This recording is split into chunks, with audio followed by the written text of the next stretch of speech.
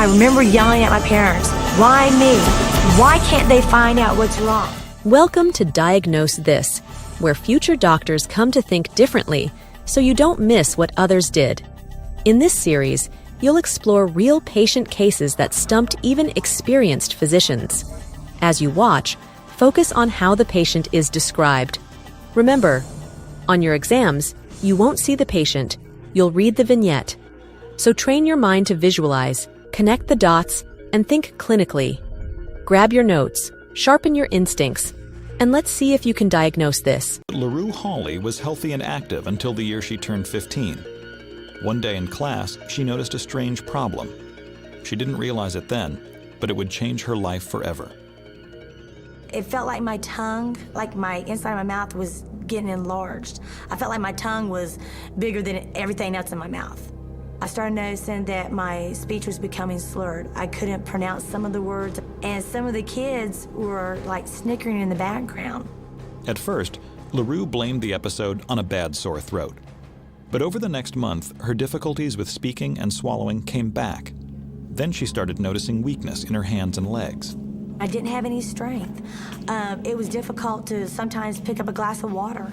Sometimes she would say that she was tired, but we thought sometimes that was so to get out of studying or whatever. Probably the next month, I started having the droopy eyelid, and the eye wouldn't stay focused on one thing. It would drift. I started noticing that I was having problems with just an everyday smile. My lip would turn up. I had no control over it. Symptoms were so unpredictable, I didn't know what to expect because every day was different. For 2 years, LaRue kept her symptoms to herself. Then, in December of 1988, she met Brian Hawley, a 20-year-old Army paratrooper. I didn't know really what to tell Brian. I knew that I had to tell him some things that were going on, but I didn't know how much. Probably April 1989, I asked her about her symptoms. Why are you having difficulty talking? What do you think it is? And she would never comment really on what she thought it was or felt it was. LaRue was ashamed of her strange condition and reluctant to discuss it. Then one night, her symptoms flared up during a date with Brian. We were at a restaurant, and we were eating and everything, and all of a sudden it felt like my throat was literally closing. She started to eat some steak, and it just became lodged in her throat, and she couldn't get it out. Brian had to come around the table and perform the Heimlich maneuver on me. That night, LaRue came clean to Brian about all the symptoms she'd been suffering over the past 3 years. But her parents wouldn't find out until later that spring, when she fainted at school. The way that I felt was at that time was, how did I miss it? But I guess when it's right there at home, you don't see it unless it really jumps out at you. Well, my mom, she broke down crying. She was like, why didn't you come and tell me? LaRue's parents drove her straight to the family doctor. And so we waited in the doctor's office, and he took me back. And he basically came to the conclusion that I probably wasn't getting enough sleep. I was overexerting myself. The doctor advised more rest, but when LaRue's condition didn't improve, he referred her to a specialist. I got an appointment with the ears, nose, and throat doctor. He performed a strep test. I didn't know what the results were of the strep test, but he told me he wanted me to take this antibiotic. So I went home, started the 2 weeks of antibiotics, no change at all. Went back to the same clinic, but had a different doctor. They prescribed another antibiotic, went home, nothing happened. So I came back for another checkup with another different doctor in the clinic, and this doctor proceeded to tell my mom and dad, she's had all these antibiotics, she's not getting any better, maybe it's all in her head. Maybe she's just doing this to get attention. If LaRue wants attention, LaRue will get in your face. She'll get there right in front of you and she'll say, "Dad, you're not listening to me." And I remember yelling at my parents, why me? Why can't they find out what's wrong? Meanwhile, LaRue was having more trouble swallowing. Afraid to eat solid foods, she became dangerously thin.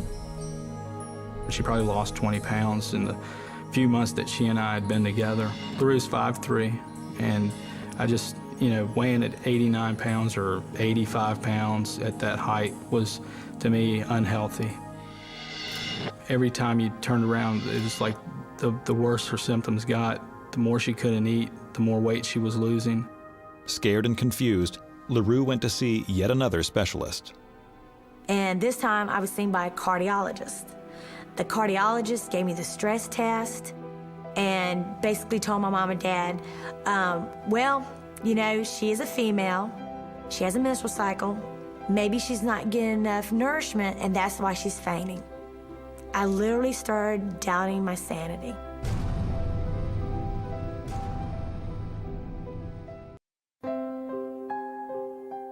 For 3 years, LaRue Hawley had been suffering from a strange and unpredictable condition that no one could figure out. Now, at age 18, her symptoms were getting worse. I started noticing that I was getting the sniffles. And I didn't think nothing of it, but after I left school that day, I felt like I was developing a lot of fluid in my lungs, and I started noticing that I wasn't able to really speak clearly. LaRue's family rushed her to the hospital that night. When we got to the emergency room, the ER physician that evening saw LaRue and decided that it was just a mild case of sinusitis. And he had given her a prescription.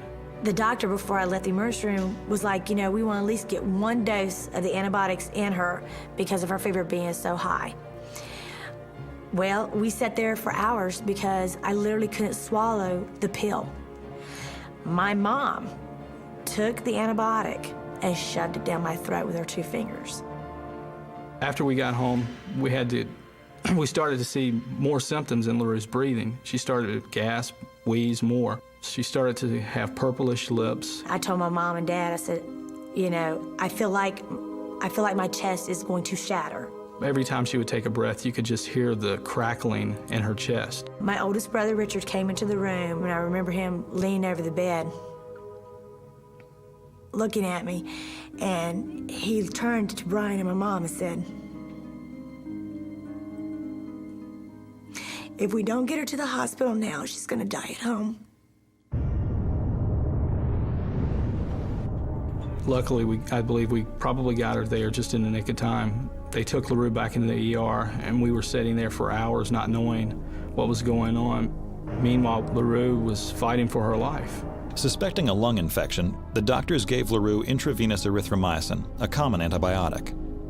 The last thing I remember before going unconscious is actually I was trying to get the nurse's attention because I wasn't getting any air. And I can remember trying to pull on the IV stand, and when I did, I pulled the whole thing down from what I was told. And then that's when they found out that I was going into respiratory failure. She went into full pulmonary arrest 3 times. The nurses comment, well, she looks pretty good now for a person who actually died 3 times. The doctor and the nurses and everything, they worked on me almost 10 hours. I felt like this is over. I guess I'm gonna die and not know what in the world, you know, was ever wrong with me. LaRue's doctors attached her to a respirator and moved her to intensive care. They treated her with more antibiotics, but nothing seemed to work. Finally, after 4 days, LaRue's condition stabilized. But no one could explain why she'd gotten so sick in the first place, or what she had. Then one of the doctors happened to notice her weak eye. And he said, well, you know what? Let's send you to a doctor that specializes with the eyes, and maybe he can pinpoint what's going on. Because a lot of times you can tell a lot of disease through the eyes. Well, I wasn't too thrilled with that. I thought, here we go again, another doctor. The doctor referred LaRue to an ophthalmologist. Almost 4 years after her first symptom appeared, she met Dr. Michael Woodcock. When LaRue came into my office, she was frightened, she was frustrated, she was concerned, and probably a little bit skeptical that she was going to get any help. He sat there, he listened to what I had to say. He was concerned about the whole person and not just the eyesight. When I saw her and listened to her symptoms, the droopiness was not constant, and neither was the double vision.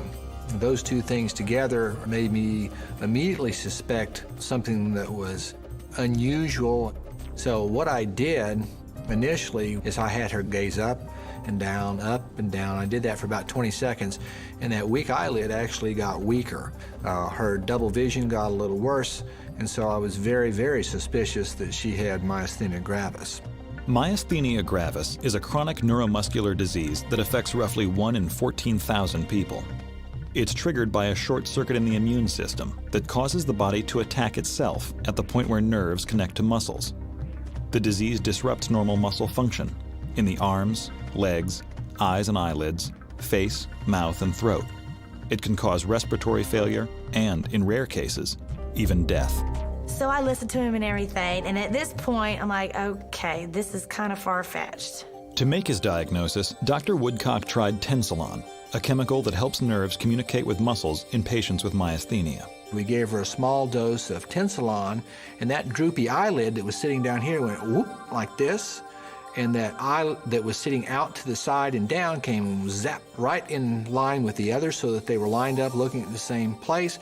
And for 20 or 30 seconds from a very small dose of the tensilon, she was absolutely normal.